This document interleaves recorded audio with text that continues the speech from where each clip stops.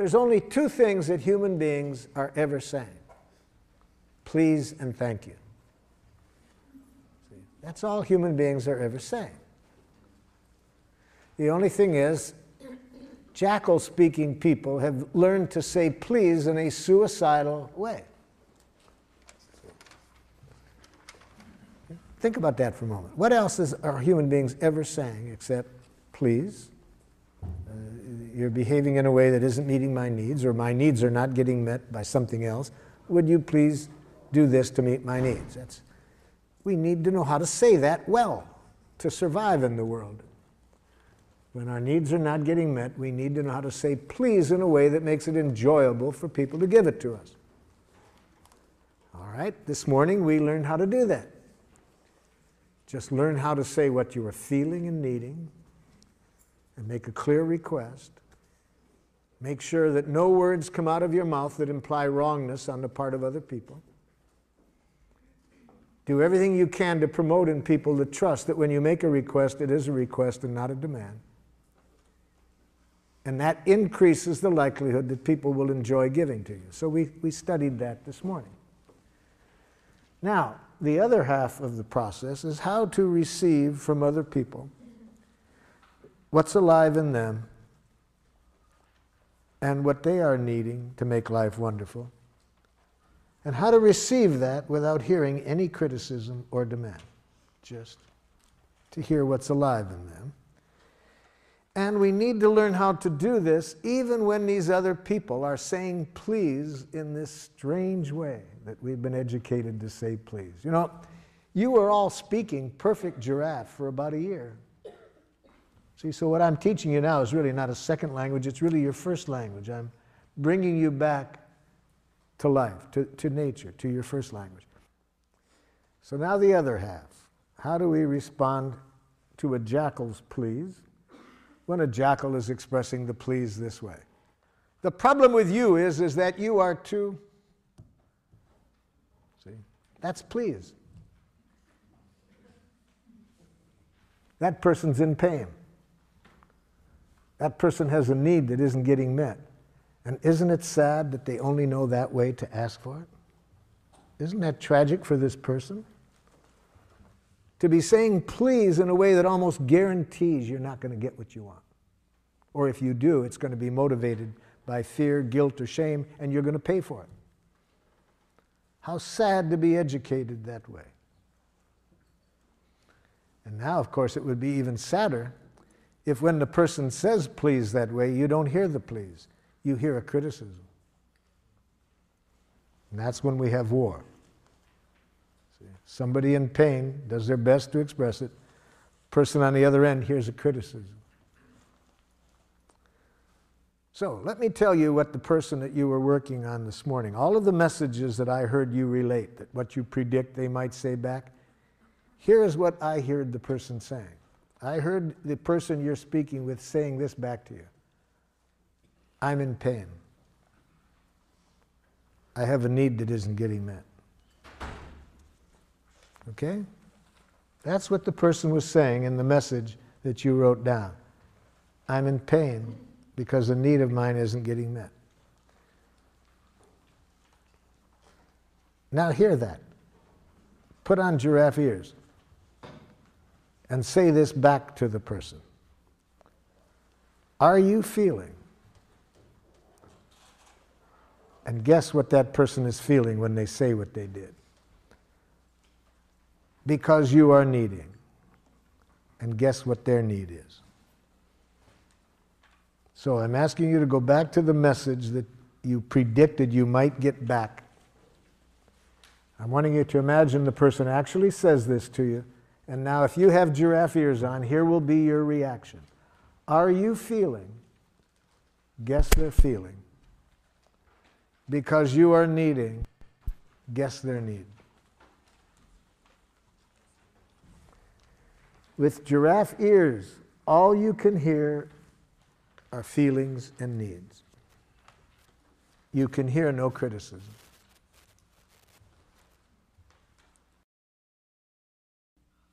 A number of years ago, I was working with a group of women in religious life. and they had a conflict for some 15 months that was creating great pain within their community. And they asked me to help them resolve this. And I suggested that we begin by having everybody express their needs. What needs of yours are not getting met in this situation? And after the first speaker's second word, I could see why, after 15 months, not only had they not been able to resolve the issue, but why it was causing increasing pain. Can anybody guess what the second word was? They couldn't express their needs? But what was the second word? What was the first word? You? First word was I. Blame. I think. Yes. That's, as soon as I heard the second word, I could see why it was. Notice my question of them was, what needs of yours are not getting met? And instead of an answer, I got, I think. Immediately I knew trouble. And here's what the rest of the message said. I think that if we are to be in religious life, we must take our commitment seriously and dress as though dress in an appropriate way. See, I asked for a need. That's what I got back. And then another religious sister said, Sister, I agree, but I think. See, 15 months. What was the issue? The issue was whether to wear traditional clothing or not. You see, this was the issue. 15 months had not been able to resolve it. In fact, great pain in that 15 months. The community was divided. But I asked, what are you needing? And I got thoughts. Thoughts. You see. So it took me a while to teach them never to hear the thoughts. Do not hear thoughts. Only use the thoughts as a window. Look through the thoughts to the needs that are behind. Hear the needs behind. It'll be a whole different world. Don't hear thoughts. They finally got it. They finally started to look through the words, the thoughts, to what was behind. And then it was amazing how in a short time we resolved the conflict. My partner Ruth Bibermeyer was with me at the time and saw this miracle that comes whenever we hear through the words to what's behind them. I feel so sentenced by your words.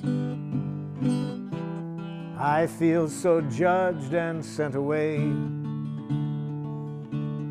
Before I go, I'd like to know,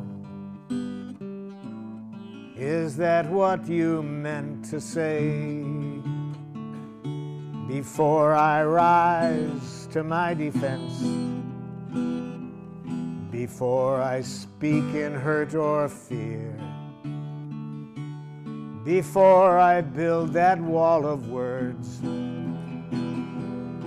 tell me, did I really hear? Words are windows or they're walls. They sentence us or set us free. When I speak and when I hear, let the love light shine through me. There are things I need to say, things that mean so much to me. If my words don't make me clear, will you help me to be free? If I seem to put you down, if you felt I didn't care, try to listen through my words. to the feelings that we share. Words are windows or they're walls. They sentence us or set us free. When I speak and when I hear, let the love light shine through me.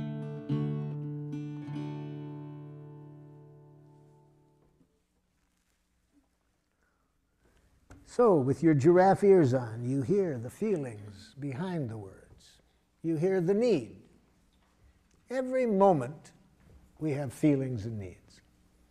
So we're hearing the truth. What's really alive in this person now? It's better for you to hear only that, because then you don't live in a world of criticism or judgments. You take away all power from other people to dehumanize you when you have giraffe ears on. You never have to worry about other people's reaction to what you say. You can be honest without fear, because you know I don't ever have to worry about how others respond. Only what ears I have on to respond to their response. But I can control that. I can't control how others respond. And if I'm going to worry about something I can't control, I'll become a nice, dead person. You see, I'll be afraid to reveal myself for fear. What if they say this? Well, who cares what they say? If you have giraffe ears on, it's a gift. All they're saying is, please, please. So let's hear the please behind the message that you hear. First read off the message, and then let's hear how you heard the feelings and needs behind it.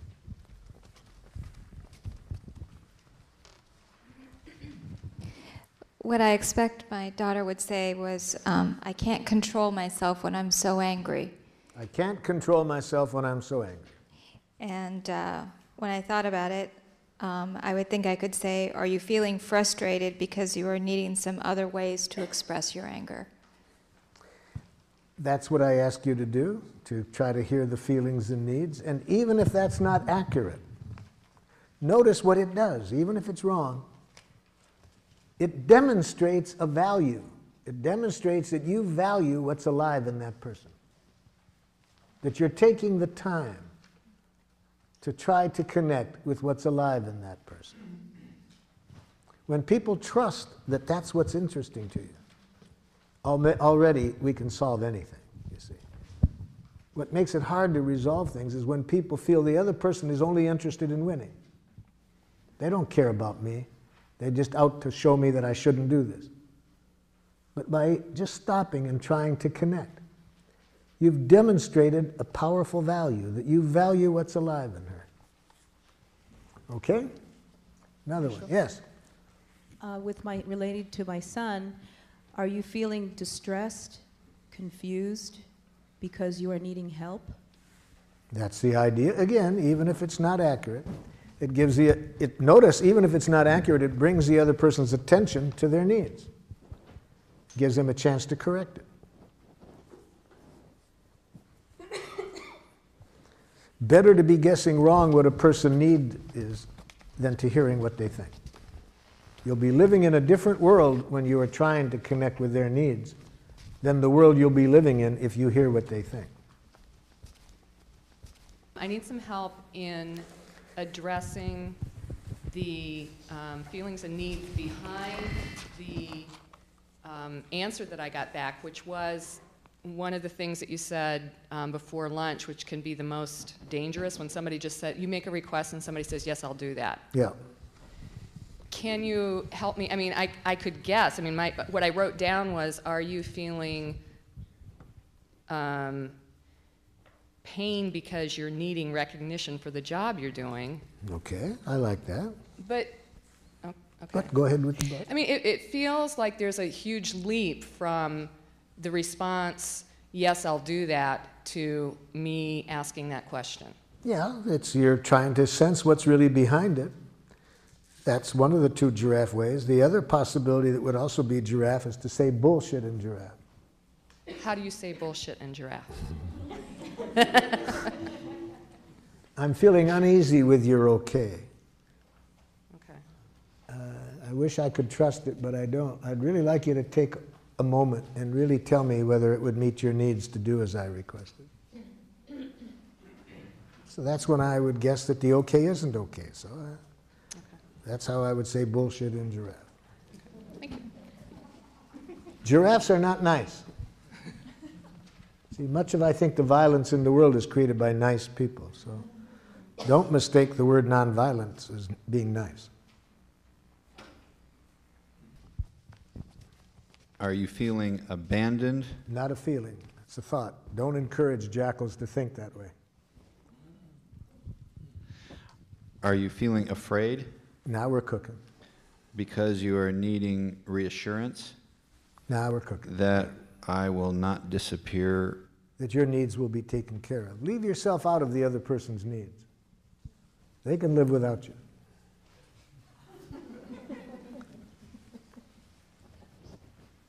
All of their needs can be met without you.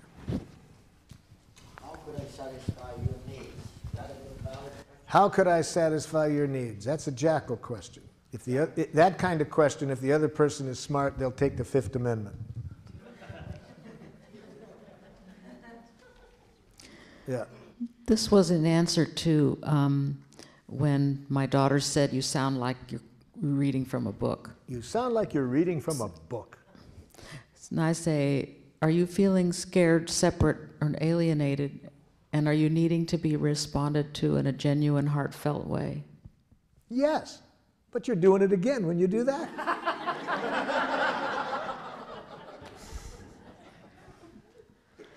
So with such a jackal for a while, until you make clear to them why you're doing it, so they will have less distrust of it, you would do just as you said, but silently. Silently? Yes. See, don't think we have to do this out loud for it to be powerful. It can be powerful if we don't say a word, as long as where our attention is here, you see. So you might have heard just that, but maybe not have said it out loud. See? Yeah, see, that's all you can hear with the giraffe ears on. And you can hear that even if you're silent. You don't have to say out loud. You could just have heard that. But you'll show that your attention is here from your eyes. Because when we're hearing what is in a person's heart, our eyes are different than when we're hearing a criticism or when we're making a criticism. You see? Our eyes, it's not subtle. Now, the advantage in being able to say it out loud is the person can correct us if we're not accurate. But even if we don't say it out loud, we live in a different world when we're connecting here than when we're hearing criticism. This is a,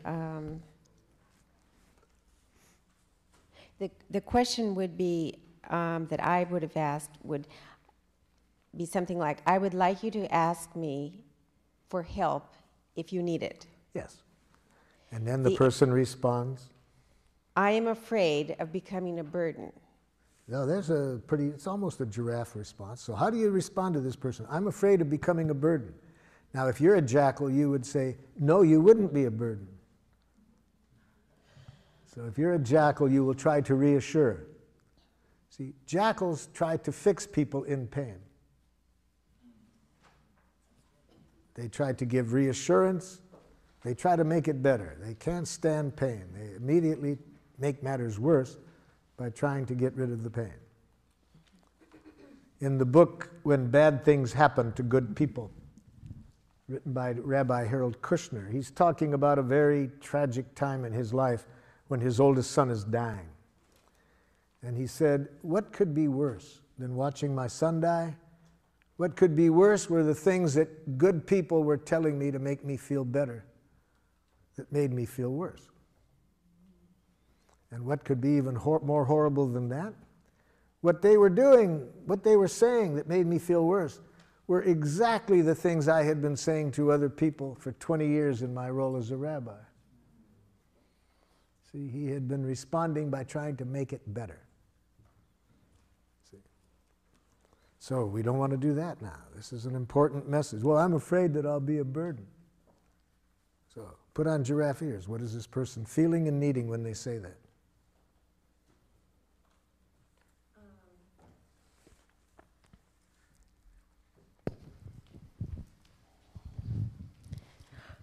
Are you feeling Afraid, they've already told you the feeling. That's easy. So the afraid, so you're feeling afraid because why? Why are they afraid? that you don't trust my offer to help? Now put that in a need. You need some reassurance? That I'll really be there? No. I need reassurance that if you're there, you're doing it for you and not for me. See, they want to be sure that if you're giving out of self-fullness, not selflessness. Now, what about if you're not 100%? Don't do it.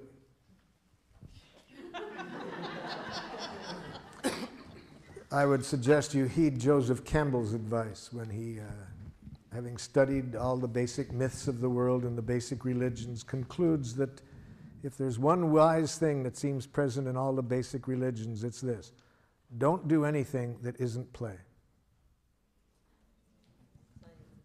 Yes, don't do anything that isn't play. And it'll be play if you're meeting your own needs. So don't do things for other people. Well, the only right way is Hold your it, way. hold it, hold it, hold it. Your ears just dropped off. Put your ears back on, because if your ears are on, you will never hear the word right. It doesn't exist. If you hear that word, it's going to be toxic. Never hear another person telling you what's right. It's not good for them, it's not good for you. Right. I understand. Okay, so just hear feelings and needs.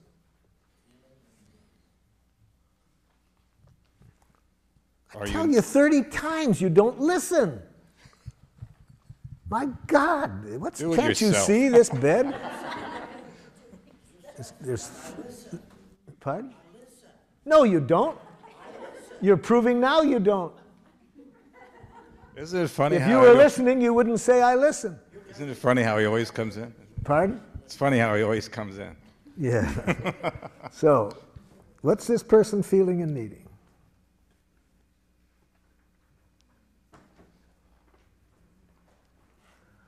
Let me help you out. Want me to help you out with this, Jack? Let me put on some giraffe ears here.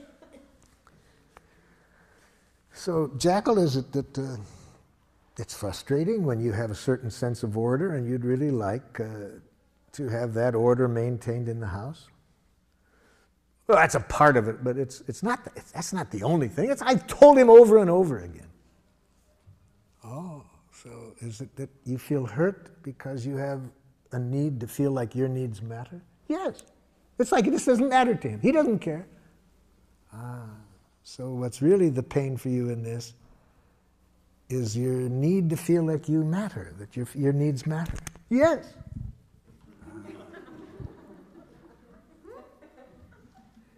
So how do you feel when you hear the jackal say this?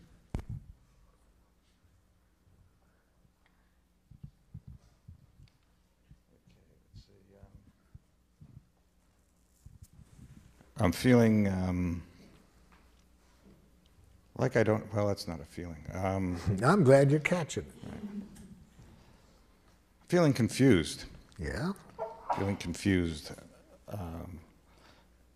primarily because I can't identify the needs that are being expressed.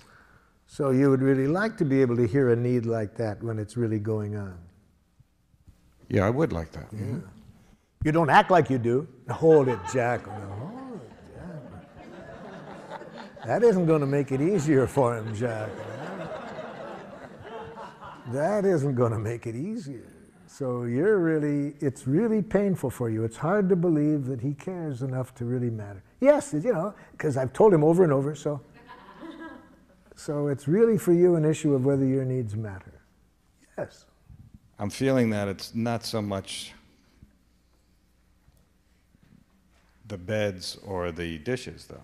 Feeling it's something else. I'm just telling you what it is. It's the general fear I have that my needs don't matter to you.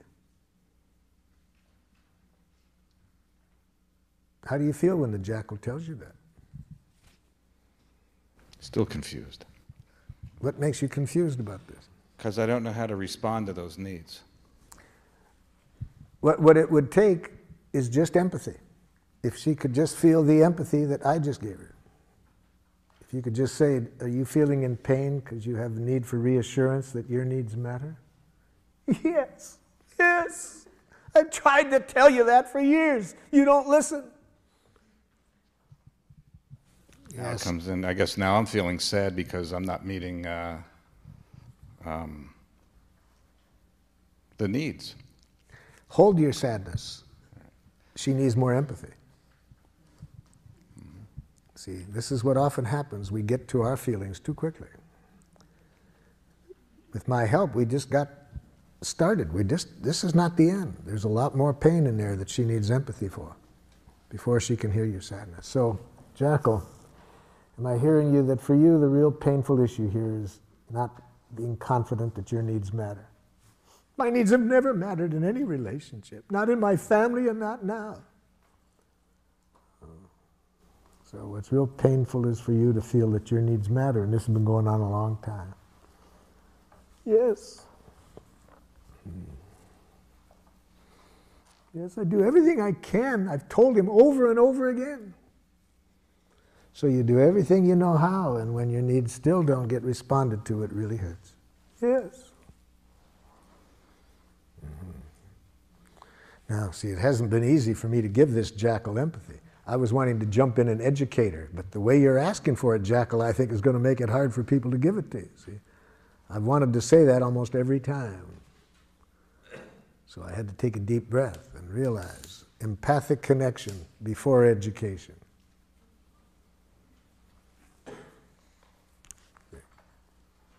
Now is not the time to educate. That the way you're asking for it's going to make it pretty hard for somebody without super-powered giraffe ears to hear your needs. Question on that. Doesn't this situation require some kind of resolution or solution? Yes, or yes, and almost yes. And the resolution, the solution will find us when the connection is there. Now, what connection? You see,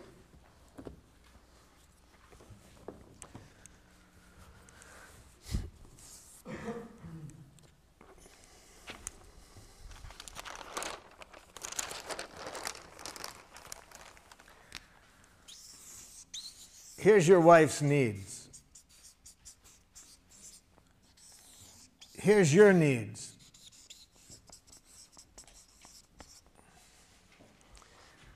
When she hears your needs without hearing any criticism or demand, and you hear her needs without any criticism and demand, the solution will find you. The conflict will resolve itself. It does need to be resolved. But what most of us do, we skip this and go right to here. For example, I sometimes do workshops just with married couples or other people living together in a love relationship. And what we do to begin the workshop, we identify the couple who has had a conflict, the longest outstanding conflict that could not be resolved. And I make a prediction, and it's right. My prediction has been accurate in maybe, I'm sure, at least 75% of the cases. But my prediction is this, that we will resolve the conflict within 20 minutes. Within 20 minutes from the point at which both parties can tell me what the other party is needing. Okay? Now, one time we found a couple married 39 years. 39 years had a conflict, had not been able to resolve this conflict. The wife said to me, Marshall, I can tell you right now, we're not going to be able to resolve this within 20 minutes. We have a good marriage, we communicate well, but this is just one of those things that we're different people and we just have a conflict here. Now I said, let me correct one thing. I didn't say we're going to resolve it within 20 minutes. I said within 20 minutes from the point at which you can both tell me what the other party is needing. Oh, she said, Marshall, when you've been married 39 years and you've talked about something almost every day, I can tell you, we understand each other. The problem isn't that. We're just two different people in this issue. Well, I said, I've been wrong before. I can sure be wrong this time, but let's see. We'll find out within 20 minutes. So first, tell me what his needs are in this situation. He doesn't want me to spend any money. He responds immediately, that's ridiculous. 39 years of communication.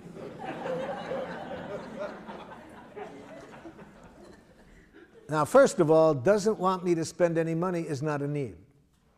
See, needs and strategies need to be separated. They had been talking about how much money she could spend and not spend, but the more important issue there was whether who takes care of the checkbook. He unilaterally controlled the checkbook, which was really the main issue between them. See, but I'm saying I don't even want the couple to talk about the strategies or the solutions until the connection is there. When the connection is there, the conflicts usually resolve themselves. So I pointed out to her, no, that's not a need. And even if it was, notice he's saying that's not accurate. Well, she said, okay, let me then tell you what his needs are, Marshall. You see, he's just like his own father. They both have a depression mentality when it comes to money. I said, stop. Now I'm hearing psychoanalytic jackal. And I was going to take another 39 years if you get into that. No, I'm not asking for an analysis of his personality. I'm saying, what are his needs? She didn't know. After 39 years, she had no awareness, consciousness of his needs. So I said to him, okay, well, she doesn't know. Why don't you tell her? Well, Marshall, let me tell you what her needs are. You see, she's a lovely woman, wonderful mother, a wonderful wife. But when it comes to money, she's totally irresponsible. Here comes another 39 years, you see. I ask for a need, and he gives me a diagnosis. And, of course, she immediately says, that's unfair. I said, hold it. So I could see they didn't have a need literacy, so I had to loan them my ears. So with giraffe ears, of course, I'm conscious that all judgment, she's totally irresponsible, is a tragic expression of an unmet need. You see? So if she would have had these ears, they would have been able to resolve this in the first year of their marriage. But she didn't. She was taking it personally. So I helped them out. I said, when you say she's irresponsible, are you feeling frightened and need to be sure the family is protected economically? He said, that's exactly what I mean. Well, that wasn't what he's been saying for 39 years. But he didn't know how to say his feelings and needs. Okay, so I've got his needs identified. He was scared, wanted to protect the family economically. I turned to his wife and said, could you tell me back what you heard him say? But because I did, one time I overdrew the checkbook when we were, first married, now he thinks, I said, excuse me. Notice what the first word that she said was, but. See, she doesn't know the cardinal giraffe rule. Never put your butt in the face of an angry person.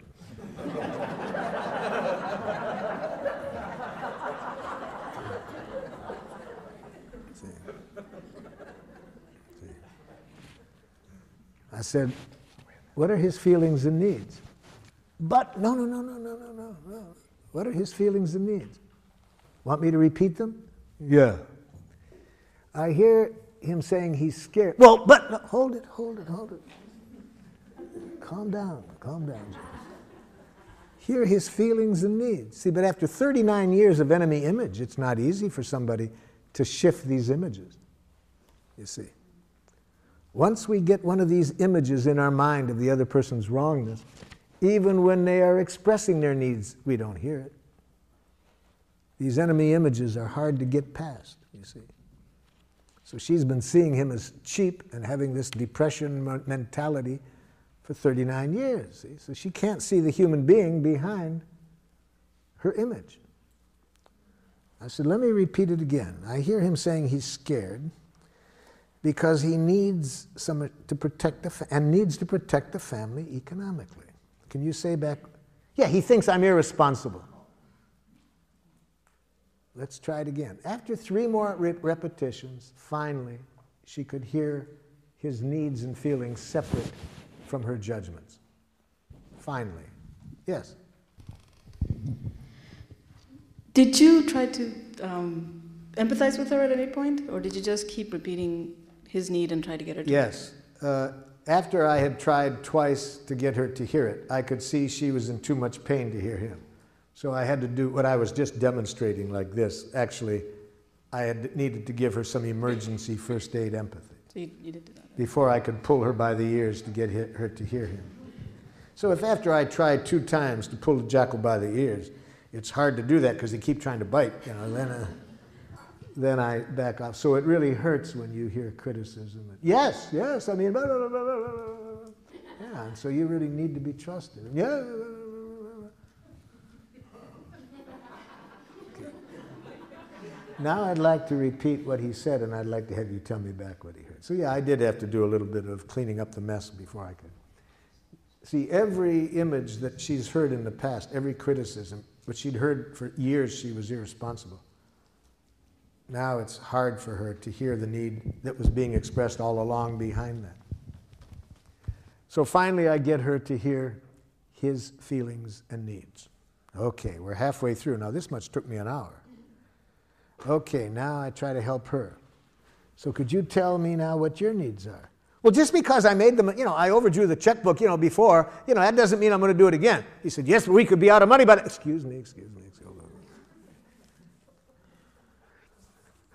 So, you're really frustrated, and if I hear you correctly, you have a need for some trust that you can learn how to handle money.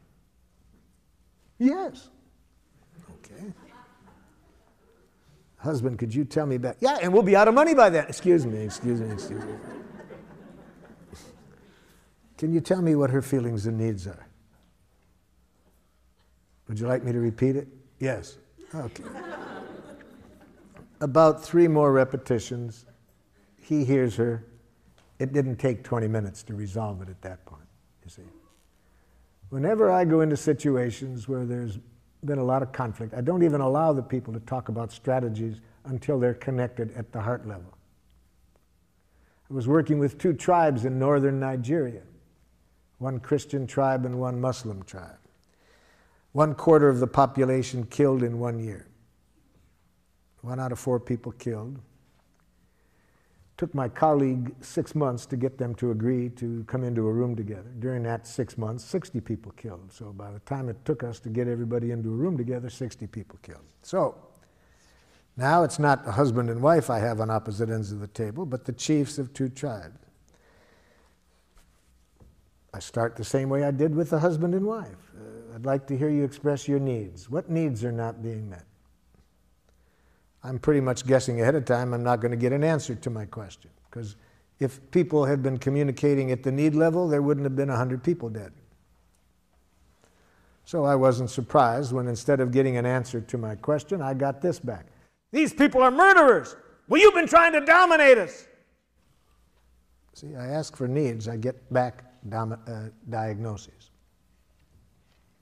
So just as with the husband and wife, I put my ears on, and translate each statement into a need, get the other side to hear it. It wasn't easy. I had to do a lot of first aid empathy to get, because like when I got this person behind murderers was, so you are frightened of any use of violence to resolve conflict and want some agreement to resolve it in some other way? Yes, exactly. Okay. Could you say back what you heard? Then why did you kill my child? So it wasn't too easy. But anyway, it took about an hour again for me to get one need expressed, one need heard, one need expressed, one need heard.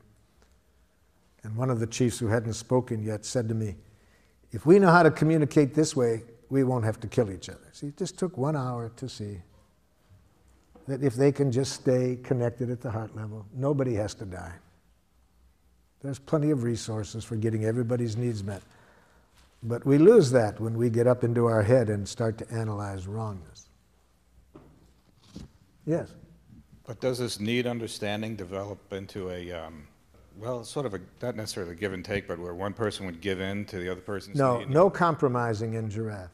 Not necessary to compromise. Everybody's needs can get met. Nobody has to give in. Nobody has to give anything up. Because I agree with you, I have to say, and especially when it comes to doing things for other people, because my theory is that if I do something for someone else, that gives a person power over me. Well, Whereas if I I do would it put for it this myself, way, if you do anything that involves giving in, both people pay for it. Nothing has been resolved. It's going to create problems. So is there a needs dialogue or needs literacy you mentioned that I have understanding what they are? need literacy in my book. And if you want to develop your need literacy, I suggest you do the following activity.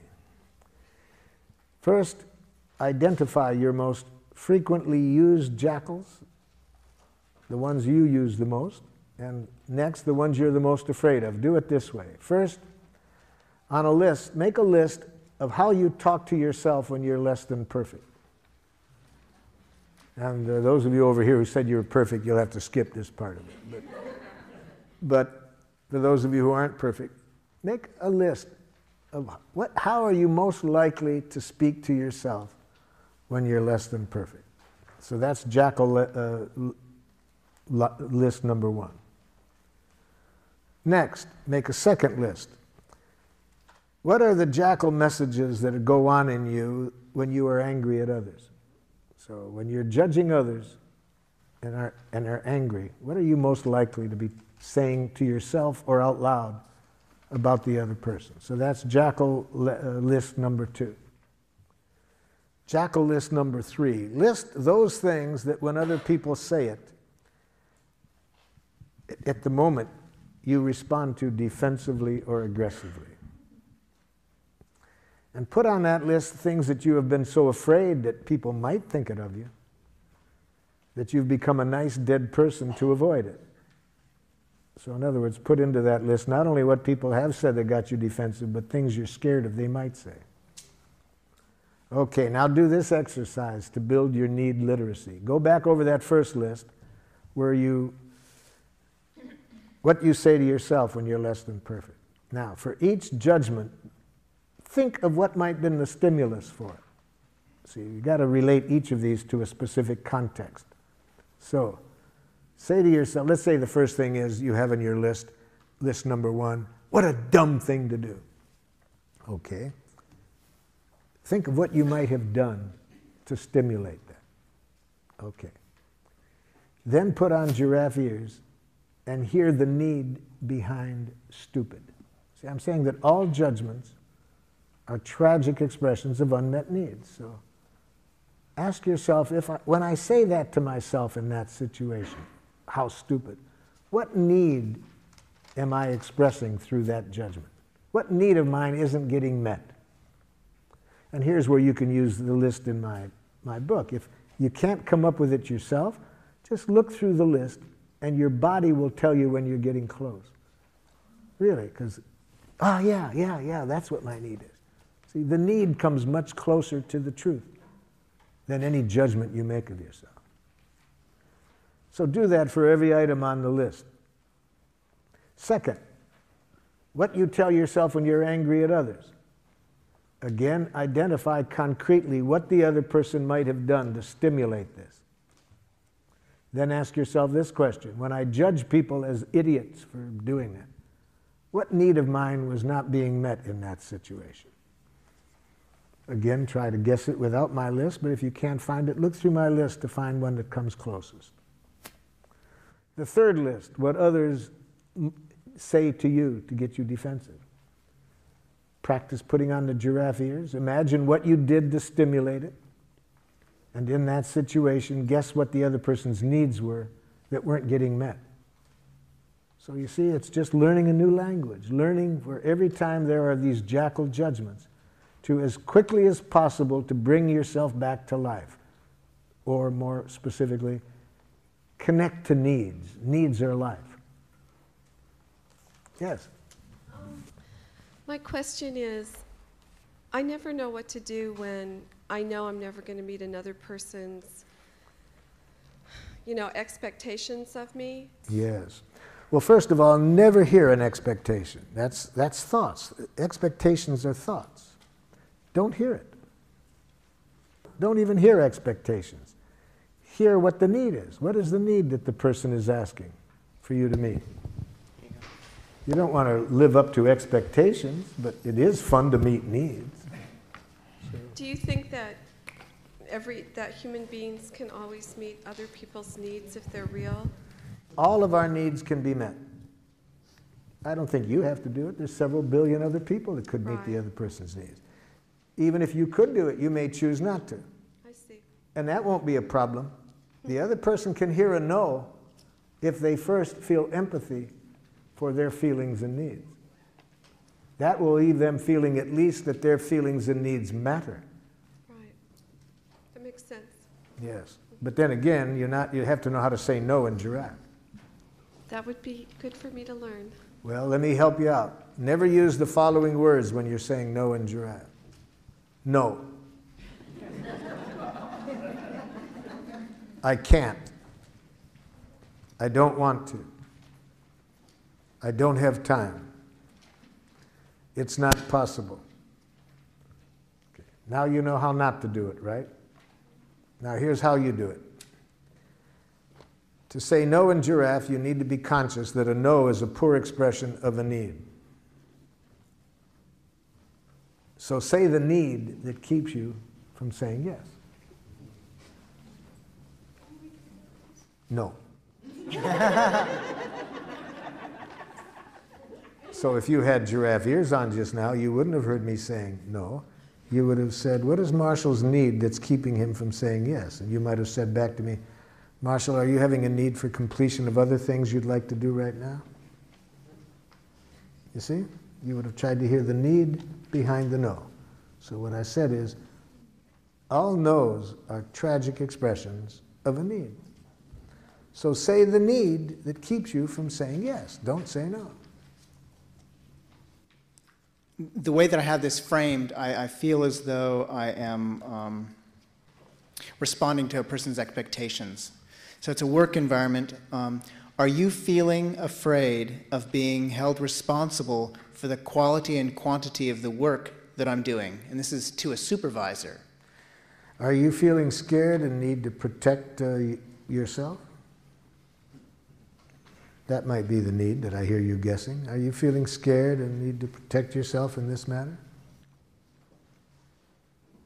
I guess when I hear that, I feel afraid because I'm inferring that there's a danger and that they have a fear of some danger. If this is what you're guessing is alive in them, you're not saying it's right. See, we never say you are feeling. We always say, are you feeling? We may be wrong, but we're trying to get clear what's going on in this person. Are you feeling afraid and need to protect yourself? And taking the my performance part out of it. You're saying take the me out of the Yes. Just giraffe try to ears. hear the feelings and needs without you. We know what that is in this situation. They're talking to you about some things you've done or haven't done. So in the context, we're pretty clear what's going on. What we want to hear now is their feelings and needs. Are you feeling scared and need to protect yourself in this matter? Now, if this is in many settings where the people are not used to having feelings dealt with, the other person might get very upset with having their feelings being talked about. In which case you do it silently. But if you're a giraffe, you hear feelings and needs in every message. Whether you do it out loud or not, politically we adjust when we might do it out loud. But we don't allow anything else into our consciousness except this other person's feelings and needs. I think you said earlier that there's no compromise in giraffe communication. Yes. And so I would find it instructional to know how the problem between the husband and wife was resolved. Yes. And how it was a win-win situation for both of them. First, once there is empathy, people feel that their feelings and needs matter, which is done through the empathy. You don't have the competitiveness, you don't have the charge. So here's how it went. After they both heard each other, he heard that it would really hurt for her not to be trusted, that she could learn. And once he felt really understood how scared he was that if she were to do what she did when they first got married and overdraw the account, she could hear that he wanted to protect the family. I think most 6-year-old children could resolve the conflicts that get nations into wars in which thousands are killed if you gave the 6-year-olds, you said, look, here are the needs on both sides. Here are the resources. I'm confident most 6-year-olds could solve the conflict. So in this, it doesn't take a genius. What did it do? She said, I want a trial period to learn how to do it. First he said, I'm scared because, you know, you could go through a lot of money learning. So she agreed that during the trial period he would supervise her until he felt comfortable that she knew how to do it. Okay, that took about 7 minutes.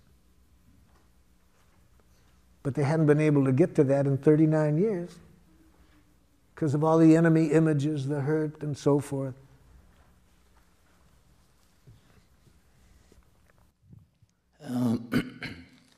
How do you deal with a situation when you have a similar needs and you attempt to express them to each other and you sense as the emotions build up because of apparent competitive edge working that our mutual needs are not being heard by either of the jackals? Then you either need to get a third party to give both of them the empathy they need to hear each other. So if the two people are in pain, they don't know how to give themselves enough empathy to be able to hear the other side, then you need to get a third party to give the empathy to each of them so that they can then hear each other. And that third party should be together with these two individuals or separately? There's different ways to do that. They're together, there's some advantages. But it could be that to give empathy to both sides separately and then help each side to hear the other side and then bring them together. Thank you.